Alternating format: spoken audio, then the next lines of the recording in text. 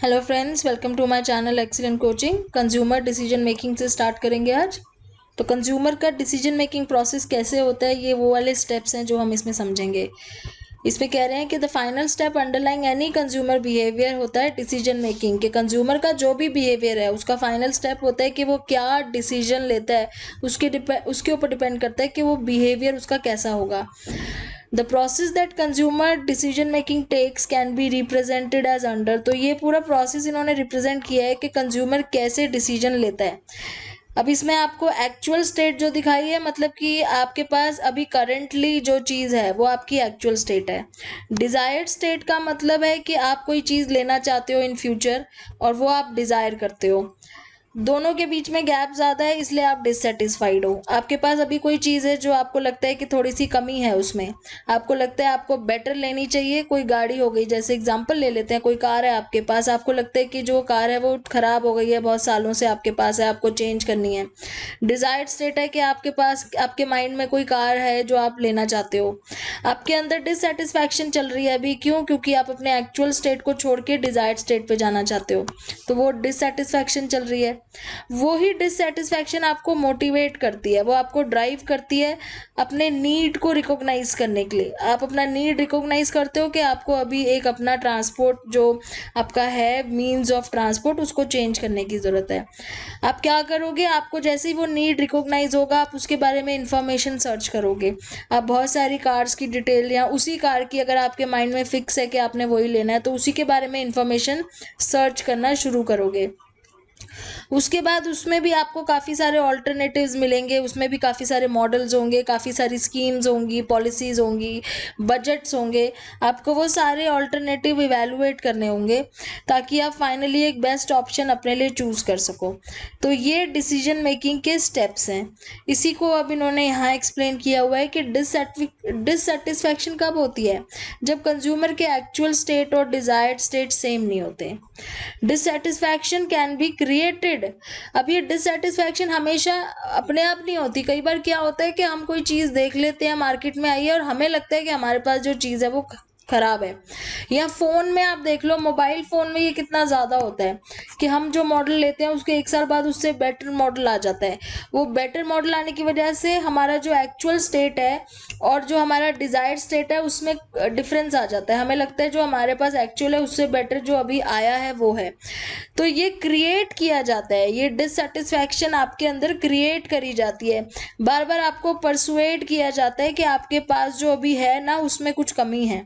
ये चीज़ परसुएड करते हैं मार्केटिंग में। यही एक इनका बहुत बड़ा रोल होता है कि कंज्यूमर के अंदर एक नीड क्रिएट करना है।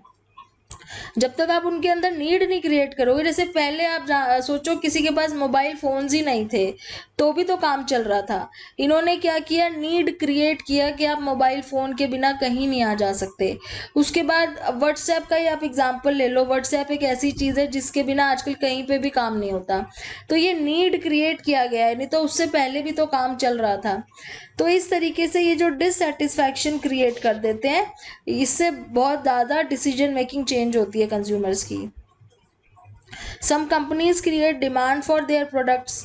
For instance, if I get cathartic fixation on a cell phone, मतलब अगर जैसे ये सेल फोन की बात कर रहे हैं, जैसे मैंने मोबाइल का बोला, I visualise myself in a desired state, मतलब मैं अपने आप को विजुअलाइज करूंगा कि मुझे वो वाला चाहिए।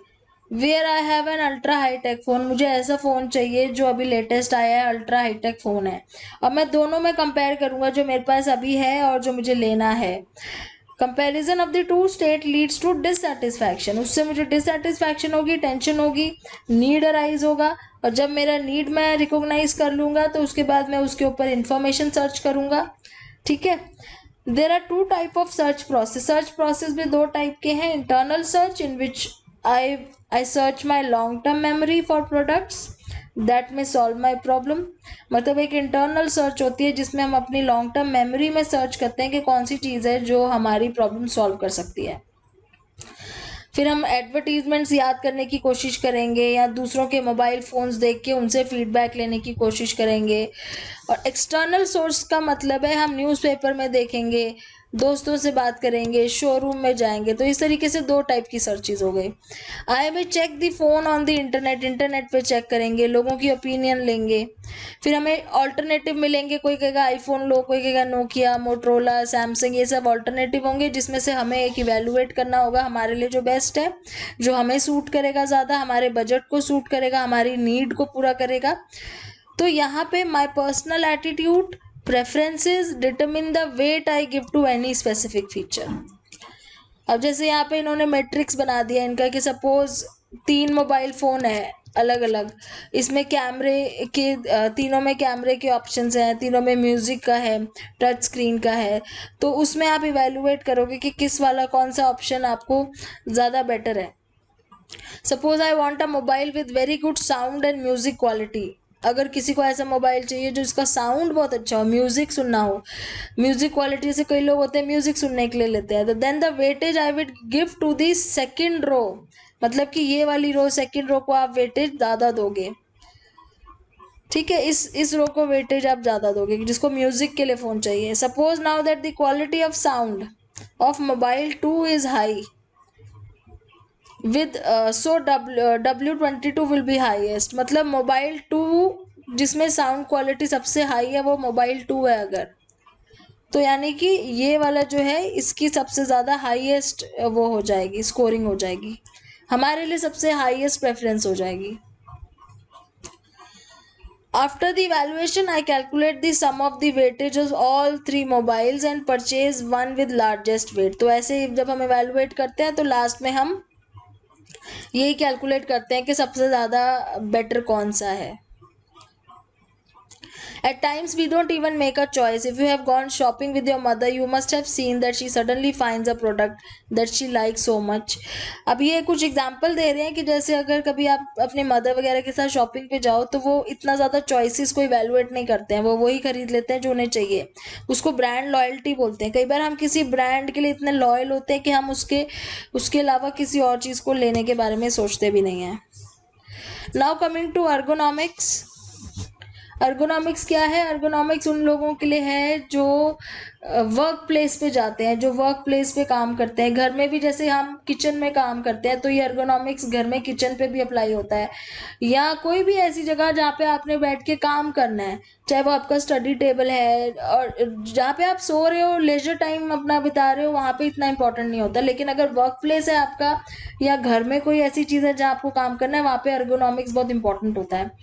Ergonomics is the branch of organizational psychology concerned with fitting jobs to people rather than people to jobs। मतलब fitting jobs to people, job को पीपल के अकॉर्डिंग फिट करा जाए, ना कि लोगों को जॉब के अकॉर्डिंग फिट करा जाए।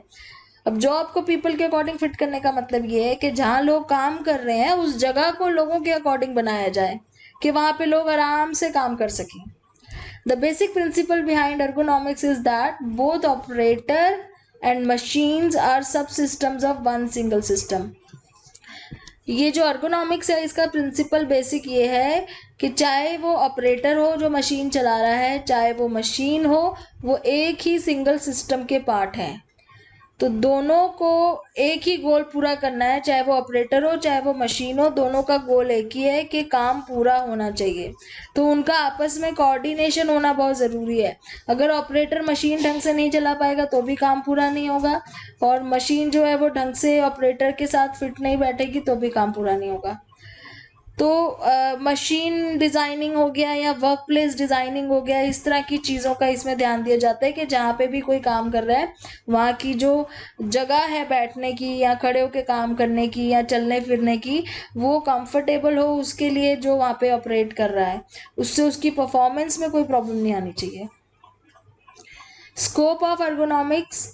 अर्गोनॉमिक्स क्या, अर्गोनॉमिस्ट क्या करते हैं? वो डिज़ाइन करते हैं जॉब और वर्क प्लेसेस एंड इक्विपमेंट। जो इक्विपमेंट हम यूज़ कर रहे हैं वो हमारे को उठाने में इजी हो, हैंडल करने में कंफर्टेबल हो, उससे कोई हमें चोट ना पहुँचे, सेफ हो यूज़ करने में, ये चीज़ें ध्यान रखते हैं अर्गोनॉमिस्ट।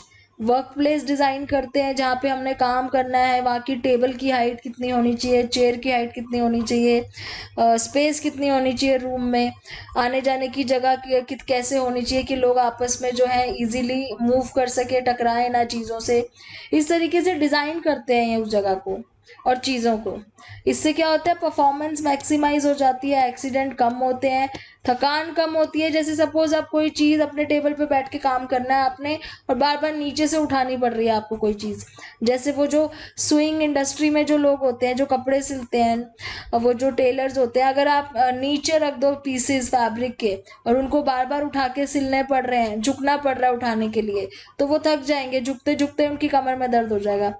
उसकी जगह आप उनके लिए अरेंज कर दो कि वो फैब्रिक पीसेस आप उनके टेबल के लेवल पे ही लगा दो। तो ये टेबल है और यहाँ पे आपने एक बास्केट लगा दी जिसमें फैब्रिक के पीसेस रख दिए और वो जो ऑपरेटर है वो यहाँ बैठ के काम कर रहा है, तो उसको यहाँ से लेने में इजी होगा, उसको बार बार झुकना नहीं पड़ेगा। इससे उसको थकान कम होगी, उसकी एनर्जी कम वेस्ट होगी। तो इस सब चीज़ों का ध्यान एर्गोनॉमिक्स में रखा जाता है। As such the scope of ergonomics is very vast, मतलब इसमें बहुत सारी चीज़ें आती है। मशीन कैसे होनी चाहिए, जैसे सीजर है, सीजर में कभी आपने ध्यान दिया होगा कि आपके जो हाथ से पकड़ने की जगह होती है वो एकदम फिट होती है, आपके हाथ में इजीली आप सीजर पकड़ पाते हो। तो इस टाइप की चीज़ों को, इक्विपमेंट्स को डिज़ाइन करना कि आप कैसे किसी चीज़ को यूज़ करोगे, आपके बॉडी के साइज़ के अकॉर्डिंग वो एकदम प्रोपोर्शनेट हो, ये सब बहुत सारा वास्ट है इसका स्कोप, इसमें काफ़ी सारी चीज़ें वो देखते हैं। If you make certain changes in your study table to make it more convenient for you to study, it is ergonomics. जैसे घर में भी हम करते हैं, कई बार हम चेयर को ऊपर नीचे कर देते हैं क्योंकि हमें लगता है कि चेयर की हाइट जो है वो कम है या ज़्यादा है, तो हम उसे अपने लेवल पे करने के लिए उसको ऊपर नीचे करते हैं, उसको एर्गोनॉमिक्स ही बोलते हैं। तो ऐसे ही अगर कोई डिज़ाइन कर रहा है कार को, या कार डिज़ाइन करते टाइम वो ये देख रहा है कि ड्राइवर को कंफर्टेबल होके वो कार चला पाए, उसको बैठने में, या उसको उसके पैर जो है वो प्रॉपरली ब्रेक तक पहुंच पाए। तो ये सब चीज़ों का अगर ध्यान रख रहा है कि उसकी जो कार की रूफ है वो उसके हेड को टच ना करे, ये अर्गोनॉमिक्स में आता है कि अपनी बॉडी के प्रोपोर्शन के अकॉर्डिंग चीज़ें डिज़ाइन करना। Human factor engineering is a part of ergonomics, इसलिए यहाँ पे ह्यूमन फैक्टर इंजीनियरिंग की बात कर रहे हैं क्योंकि ह्यूमन के बॉडी प्रोपोर्शन के अकॉर्डिंग की चीज़ें डिज़ाइन होती हैं। Human factor engineering HFE is based on the man machine system, but ergonomics is also concern with comfort of the employ in the work place. तो जैसे ergonomics में ये आ जाता है ह्यूमन फैक्टर इंजीनियरिंग जो मशीन और मैन सिस्टम के ऊपर काम करता है, पर ergonomics में और भी चीज़ें आती हैं, जैसे आपको कंफर्ट फील होना चाहिए काम जहाँ आप कर रहे हो, इवन नॉइज़ पोल्यूशन ना हो, ज़्यादा पानी की फैसिलिटी हो, टॉयलेट की फैसिलिटी, ये सब चीज़ों का भी वो ध्यान रखते हैं। मतलब बहुत ही वास्ट स्कोप है इसका। Focusing on organization the scope of ergonomics, ये डिस्कस कर रहे हैं अब इसका स्कोप यहाँ पे। जैसे पहला है प्रोडक्ट डिज़ाइन, फिर है work space design, work place design and research.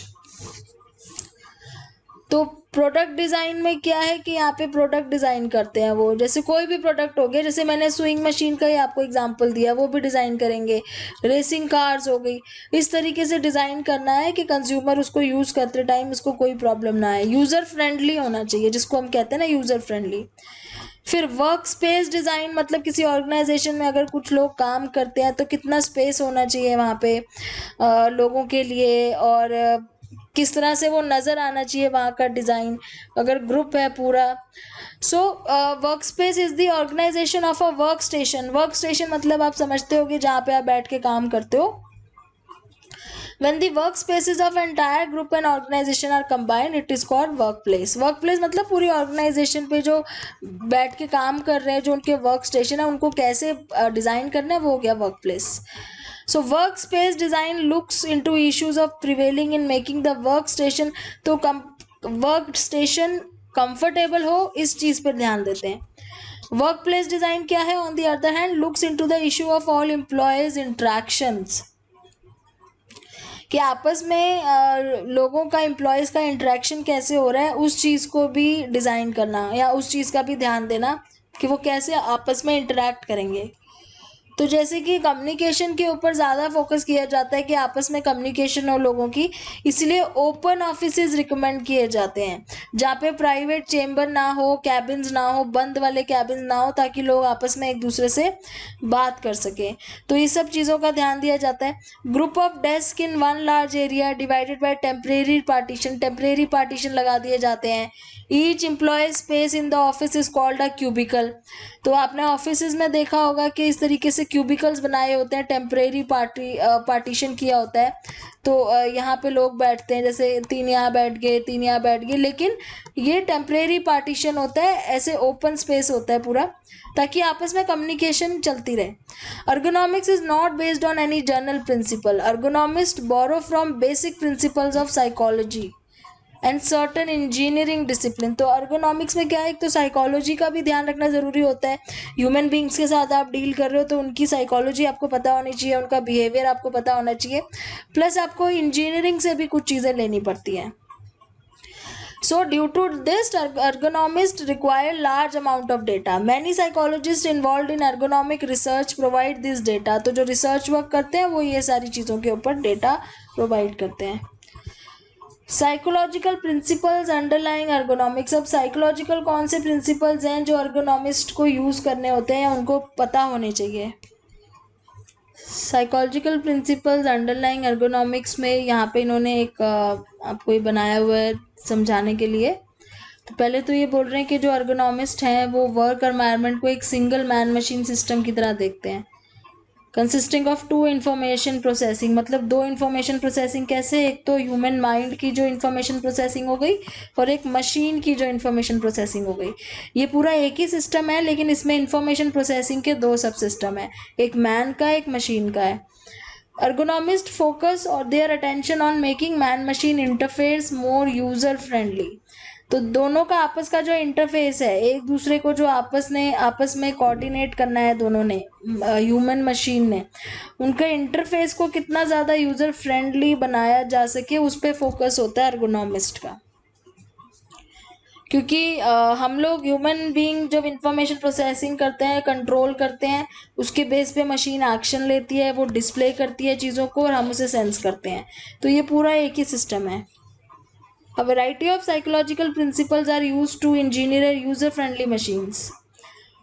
What needs to be understood here is that application varies from one case to another. Let us, however, discuss certain general principles. अब यहाँ पे इन्होंने ये बोला है कि जैसे कुछ मशीन्स आपने देखी होंगी जो यूज़ करने में बहुत ही ईजी होती हैं, कोई भी यूज़ करना समझ जाता है। जैसे आजकल जितने भी मोबाइल फ़ोन्स, एंड्रॉयड फ़ोन धीरे धीरे यूज़ करने में ईजी होते जा रहे हैं। इवन जो जिन्होंने कभी यूज़ नहीं किया, जो बहुत ही एल्डर पीपल होते हैं, उनके लिए भी फ़ोन सीखना बड़ा ईजी होता है आजकल। तो ये क्यों यूज़र फ्रेंडली करने की कोशिश कर रहे हैं, ताकि एक मैन और मशीन का जो आपस में जो इंटरफेस है वो सबसे ज़्यादा उनका रिलेशन अच्छा बन सके।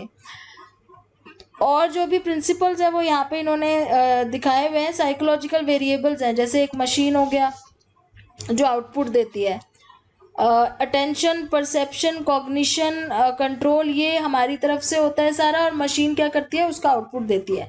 तो हम ये सारी चीज़ें इनपुट करते हैं मशीन में और वो आउटपुट देती है। ये इस तरीके से इन्होंने समझाया हुआ है। फिर आते हैं अटेंशन पे, ये सारी चीज़ें यहाँ डिस्कस करेंगे। ये various attentional principle that must be kept while designing an ergonomic task. Psychophysics एक ऐसी ब्रांच है जो हमारे अटेंशन के ऊपर काम करती है कि हमारा कितना टाइम स्पैन किसी चीज़ पे जब हम अटेंशन देते हैं। आपको ना ये चैप्टर 11 जब आप पढ़ोगे, चैप्टर 5 आप पढ़ोगे, क्लास 11th वाली वीडियो है मेरी, चैप्टर 5, उसमें ये चीज़ मैंने डिस्कस करी हुई है साइकोफिजिक्स के बारे में, कि हम कितना अटेंशन किस चीज़ को देते हैं। वो मतलब पर्टिकुलर एक स्टिमुलाई होता है ना, जैसे आप कोई भी चीज़ दे रहे हो, अटेंशन दे रहे हो जिसपे, उसको स्टिमुलाई बोलते हैं। अब उस स्टिमुलाई की कितना मैग्नीट्यूड या कितनी इंटेंसिटी होनी चाहिए कि वो आप उस पर अटेंशन दो, वो सारी चीज़ें साइकोफिजिक्स में पढ़ाई जाती हैं। तो ये साइकोफिजिक्स के अंदर आता है कि अटेंशन हम किस चीज़ पे कितनी दे पा रहे हैं। Attention refers to human ability to focus information processing on selective event. तो अटेंशन का मतलब क्या है कि हम किसी चीज़ पे फोकस कर रहे हैं थोड़ी देर के लिए। साइकोफिजिक्स हमें क्या बताती है, tells us about the stimuli that fall between the absolute threshold और ह्यूमन सेंसेशन। अब ये वर्ड अगेन एब्सोल्यूट थ्रेशोल्ड मैंने उस चैप्टर में पढ़ाया हुआ है, ये बहुत इंपॉर्टेंट वर्ड है। एब्सोल्यूट थ्रेशोल्ड मतलब है मिनिमम कितना स्टिमुलाई का मैग्नीट्यूड होना चाहिए कि वो आपको सेंस हो जाए। जैसे आवाज़ की बात करते हैं, साउंड की, तो कितना मिनिमम डेसिबल्स होने चाहिए कि आप उसको सुन पाओ। या लाइट का हो गया कि मिनिमम कितनी वेवलेंथ होनी चाहिए कि आप उसको देख पाओ। तो वो जो मिनिमम वैल्यू है ना जिसको हम सेंस कर लेते हैं उसको बोलते हैं एब्सोल्यूट थ्रेशोल्ड। और ये किस चीज़ की कितनी होनी चाहिए ये साइकोफिजिक्स बताती है हमें। तो एग्जाम्पल इन्होंने दिया हुआ है, जैसे it is very difficult to detect changes in a plane travelling through fog for the pilot. The concept of difference threshold is use to, अब डिफरेंस थ्रेशोल्ड अलग वर्ड आ गया यहाँ पे। तो यहाँ पे एग्जांपल इन्होंने ये दिया हुआ है कि जैसे प्लेन में अगर कुछ चेंज हो रहा है, तो अगर फॉग में से कोई प्लेन लेके जा रहा है उसमें क्या चेंजेस हो रहे हैं वो बड़ा मुश्किल हो जाता है डिटेक्ट करना। या फिर आप ये सोचो कि अगर आप किसी बहुत बड़े 3 BHK फ्लैट में खड़े हो और एक कमरे में एक ड्रॉप परफ्यूम कहीं गिरता है, तो वो आपकी जो सेंस ऑफ स्मेल है क्या वो डिटेक्ट कर पा रही है कि नहीं। अगर वो कर लेती है तो वो आपका एब्सोल्यूट थ्रेशोल्ड है, नहीं कर पा रही है तो मतलब वो आपके एब्सोल्यूट थ्रेशोल्ड से कम है। कहने का मतलब ये है कि मिनिमम वैल्यू कितनी हो उस चीज़ की जो हम सेंस कर पाए। फिर आ जाता है डिफरेंस थ्रेशोल्ड। डिफरेंस थ्रेशोल्ड एक दूसरा इसमें कॉन्सेप्ट आ गया कि एक पर्टिकुलर वैल्यू ऑफ स्टिमुलाई से दूसरे स्टिमुलाई की वैल्यू में कितना फ़र्क है उसको बोलते हैं डिफरेंस थ्रेशोल्ड। मतलब एक ड्रॉप ऑफ परफ्यूम गिरी, आपको लगा हल्की सी आपको स्मेल आई कि कहीं पे परफ्यूम की स्मेल आ रही है। उसके बाद जब 2 ड्रॉप्स और गिरी तो आपको लगा कि बहुत तेज स्मेल आ रही है। तो ये जो डिफरेंस था एक ड्रॉप में और 2 ड्रॉप में, ये होता है डिफरेंस थ्रेशोल्ड। कि दोनों स्टिमुलाई में कितना डिफरेंस था जिससे आपको सेंस हो गया कि कुछ फ़र्क पड़ा है। जहाँ पे आपको ये सेंस हो जाए कि कुछ फ़र्क पड़ा है उसको बोलते हैं डिफरेंस थ्रेशोल्ड। फिर आता है signal detection theory that tells us that attention is affected by both external and internal factors. अभी इसमें ये बता रहे हैं कि जो अटेंशन है ना वो एक्सटर्नल और इंटरनल दोनों फैक्टर से ही उससे ही अफेक्ट होती है। इन्होंने क्या एग्जाम्पल दिया है, ये जो USS विंसेंस लिखा हुआ है ये एक क्रूज है, मिसाइल क्रूज है, जिसने गलती से एक ईरानियन फाइटर एयरक्राफ्ट को वो कर दिया था, स्ट्रक डाउन कर दिया था। तो वो गलती से हुआ था क्योंकि वो उसको ठीक से देख नहीं पाए थे, मतलब डिसीजन क्राइटेरिया बहुत लो था उसका जो ये कर रहा था। तो it Vincennes struck down a passenger plane fearing that it is an Iranian fighter aircraft. मतलब ये जो थे जो शिप होती है, क्रूज जो होते हैं जिन पे मिसाइल लगी होती है, ये लोग ईरानियन फाइटर एयरक्राफ्ट को वो स्ट्रक डाउन करने के लिए, शूट करने के लिए वहाँ पे थे। लेकिन उन्होंने गलती से एक पैसेंजर प्लेन को कर दिया शूट अपने मिसाइल से। तो ये क्यों हुआ, क्योंकि उन्होंने मिस्टेक कर दी। It was such a mistake because commander's decision criteria was low. Commander का डिसीजन क्राइटेरिया बहुत लो था। तो ऐसे ही एग्जाम्पल और दे रहे हैं कि World War II में रडार ऑपरेशंस कुछ मिस हो गए थे क्योंकि वहाँ पे वो उसको ठीक से देख नहीं पाए थे। It was because sustained vigilance bye humans has limitation. तो ये बता रहे हैं कि हमारे जो सेंसेस हैं उनकी लिमिटेशंस है, कुछ चीज़ें हम लोग कई बार गलत सेंस कर लेते हैं, हमारी लिमिटेशंस है। So attention makes use of some resources, the amount of which is more or less constant and limited. अब हम क्या करते हैं, कुछ रिसोर्सेज का यूज़ करते हैं। कैसे स्टिमुलाई होते हैं, डेटा हो गया, पिक्चर्स हो गए, ग्राफ हो गए, that an employ has to attend to. तो ये क्या होता है, हमारे आसपास इतने सारे स्टिमुलाई हैं, हम रोज अपने आसपास इतनी चीज़ें देखते हैं, सुनते हैं, एक ओवरलोड हो जाता है। Many instruments have been designed by engineering psychologists to measure mental work overload. तो ये चीज़ मेजर करने के लिए भी कुछ इंस्ट्रूमेंट्स बनाई गई हैं कि हमारा मेंटल ओवरलोड कितना हो रहा है। जैसे ये एक SWAT नाम से है, सब्जेक्टिव वर्कलोड असेसमेंट टेक्निक, और ये NASA नाम से है, task load index, NASA task load index. तो attention can be automatic and controlled. Automatic processing क्या होती है, जहाँ पे हमें अटेंशन नहीं देनी पड़ती है, हमारा काम अपने आप हम कर लेते हैं बिना अटेंशन दिए, क्योंकि हमें हैबिट हो गई होती है, उसमें हमें फोकस नहीं करना पड़ता। जैसे जिन लोगों को ड्राइविंग आती है, वो काफ़ी सालों से ड्राइविंग करते हैं, उन्हें ड्राइव करते टाइम अपनी अटेंशन उस पर नहीं देनी पड़ती है, वो ऑटोमेटिक प्रोसेसिंग हो गई। कंट्रोल में हमें पूरा ध्यान देना पड़ता है, क्योंकि हम कोई चीज़ अगर पहली बार कर रहे हैं तो हमें कंट्रोल प्रोसेसिंग करनी पड़ती है। दूसरा आता है परसेप्शन, अटेंशन के बाद आता है परसेप्शन। तो परसेप्शन मतलब हम कैसे इंटरप्रेट कर रहे हैं अपने आसपास की चीज़ों को। अब कई बार इल्यूजन्स भी होती हैं, हेलुसिनेशंस भी होती हैं, आपने देखा ही होगा, इल्यूजन्स होती हैं बहुत सारी, हेलुसिनेशन हमने ये सेंसेशन एंड परसेप्शन वाले चैप्टर में भी पढ़ा हुआ है। तो ह्यूमन लिमिटेशन यहाँ पे भी नज़र आ जाती है। अब इन्होंने एग्जाम्पल एक और दिया हुआ है कि during World War II many planes crashed because the altimeter were faulty and planes flying at low altitude could not make out figure ground relation properly। तो फिगर ग्राउंड रिलेशन मतलब कि ग्राउंड कहाँ पे है और बैकग्राउंड कौन सा है। फिगर ग्राउंड रिलेशन ये होता है कि जैसे सपोज मैंने ये यहाँ पे ये बनाया है, तो जो चीज़ आपको यहाँ पे जिस पे फोकस जा रहा है ये आपकी फिगर हो गई और पीछे का हिस्सा ग्राउंड हो गया। तो World War II में जो प्लेन काफ़ी सारे इसलिए क्रैश हुए थे क्योंकि ये वो रिलेशन नहीं निकाल पा रहे थे फिगर ग्राउंड का, ऑल्टीमीटर्स उनके ख़राब हो गए थे, जो ये हाइट नापते हैं जो जिस चीज़ की कितना ऊपर है वो ग्राउंड से। फिर आता है कॉग्निशन। तो ये सारे क्या लिमिटेशंस बता रहे हैं कि ह्यूमन सेंसेस की कितनी लिमिटेशंस होती हैं। कॉग्निशन में एर्गोनॉमिस्ट ये देखते हैं कि हम ऑपरेटर को कैसे हेल्प कर सकते हैं डिसीजन मेकिंग में। जैसे कंट्रोल रूम में जो ऑपरेटर्स होते हैं पावर प्लांट के, उनको बहुत सारी इन्फॉर्मेशन रियल टाइम डेटा में मिलती है, और वो इतनी सारी चीज़ें प्रेजेंट करने में कभी कभी क्या होता है, क्योंकि हमारी वर्किंग मेमोरी की कैपेसिटी बहुत कम है, तो कुछ चीज़ें छूट जाती हैं। तो उसको हेल्प करने के लिए कुछ ऐसे एड्स बनाए हैं, जैसे नॉलेज बेस्ड सपोर्टिंग एड हो गया या डिसीजन सपोर्ट सिस्टम हो गया। ये क्या है, ये टेक्निकल एंटिटी है for information processing that give certain conclusion to the user.